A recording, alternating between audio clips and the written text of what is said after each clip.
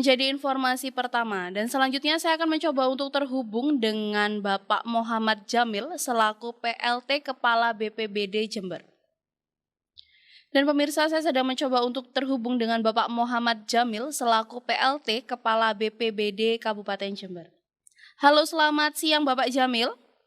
Selamat siang. Baik, Bapak Jamil, perkenalkan saya Silvi dari Gatekeeper News FTV Jember. Ya, Mbak Silvi. Baik, Pak Jamil, mengenai pemasangan tenda darurat yang dipasang di Rumah Sakit Daerah Balung sendiri, bisa diinformasikan seperti apa Pak Jamil? Oh iya, jadi begini, ini kan rumah sakit banyak menerima pasien ya, selain pasien umum, juga pasien dengan konfirmasi positif COVID-19. Betul. Nah, tentu ada perlakuan yang berbeda, terutama terkait ketika mereka mulai memasuki rumah sakit, artinya di instalasi gawat daruratnya.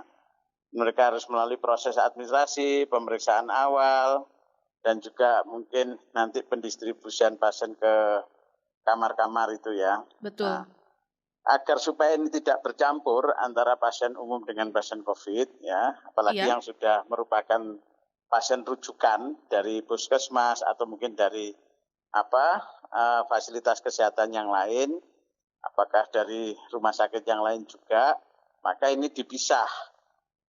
Nah, oleh karena itu maka didirikan tenda untuk istilahnya tempat sementara sebelum mereka dimasukkan ke kamar atau ke ruang ICU, kira-kira begitu. Betul. Lalu Pak Jamil, ada berapa rumah sakit di Jember yang akan dilakukan pemasangan tenda darurat juga selain di RSD Balung sendiri? Tergantung dari kebutuhan, dan permintaan. Ya. Kalau yang sudah kita pasang itu ada 4. Di mana saja Pak Jamil? Satu di Rumah Sakit Paru, satu di Rumah Sakit Dr. Subandi, satu lagi di Rumah Sakit Balung, dan satu di Rumah Sakit Kalisat. Berarti untuk sampai hari ini baru ada 4 rumah sakit ya Pak Jamil? Ada 4 rumah sakit, ya betul. Selanjutnya apakah ada permintaan dari rumah sakit yang lain yang juga akan dipasang tenda darurat di depan rumah sakit? Kalau permintaan ada dari Dinas Kesehatan dalam rangka melakukan antisipasi terutama untuk proses penerimaan pasien dengan konfirmasi positif COVID-19. Iya.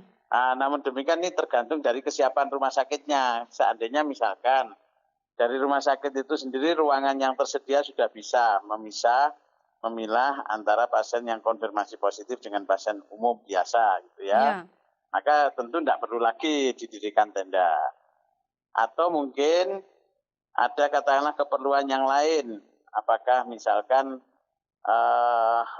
untuk penambahan bed misalkan. Kalau misalkan itu diperlukan, nah itu bisa juga. Tapi sementara ini ya dari 4 rumah sakit ini memang sementara baru 4 yang membutuhkan, dan itu dalam rangka untuk memilah ketika pasien masuk itu konfirmasi positif rujukan COVID-19 atau yang biasa atau yang umum gitu ya. Nah, kalau yang umum di IGD yang sudah ada. Sementara yang khusus COVID ini karena sudah sifatnya rujukan, ini yang tenda yang kita sediakan. Baik. Lalu untuk ketersediaan perlengkapan yang dimiliki oleh BPBD Jember sampai hari ini yang akan digunakan sebagai salah satu alat untuk mengantisipasi lonjakan pasien COVID, apakah masih banyak ketersediaannya Pak Jamil? Kalau ketersediaan kita sih relatif ya. Iya. Artinya kita bisa melakukan pengerahan sumber daya yang tersedia. Gitu. Jadi misalkan dibutuhkan ya kita mengerahkan sumber daya yang tersedia. Artinya tidak harus merupakan aset BPBD toh itu. Betul. Itu bisa aset siapa saja, yang penting prioritas kebutuhannya bisa kita fasilitasi. Baik. Lalu terakhir Pak Jamil, yang bisa disampaikan, himbauan apa yang akan disampaikan kepada masyarakat Jember terkait dengan adanya penerapan PPKM darurat hingga tanggal 20 Juli bulan ini?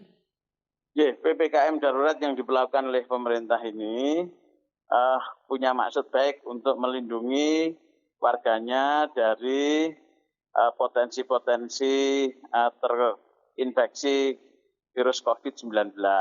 Oleh karena itu, maka semua ketentuan yang ada di dalamnya harapan kita bisa dipatuhi oleh masyarakat secara keseluruhan. Waktu yang ditetapkan ini adalah dalam rangka untuk memutus mata rantai itu. Betul. Sehingga dengan demikian kepatuhan, kedisiplinan, kesadaran, dan kontribusi kita semuanya, semua warga masyarakat tidak terkecuali untuk sama-sama mematuhi ketentuan yang ada di dalam PPKM darurat ini insya Allah memberikan sumbangan kita dalam rangka memutus mata rantai penyebaran COVID-19. Sehingga dengan demikian mudah-mudahan kita setelah tanggal 20 bisa kasus-kasus terkonfirmasi positif bisa menurun.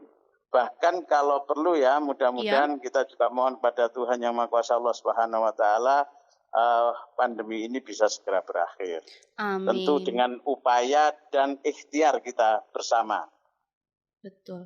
Baik, terima kasih Bapak Jamil atas informasi yang dibagikan secara langsung pada siang hari ini. Salam sehat selalu dan tetap menjaga protokol kesehatan Pak Jamil. Selamat siang. Terima kasih Mbak Selvi, selamat siang.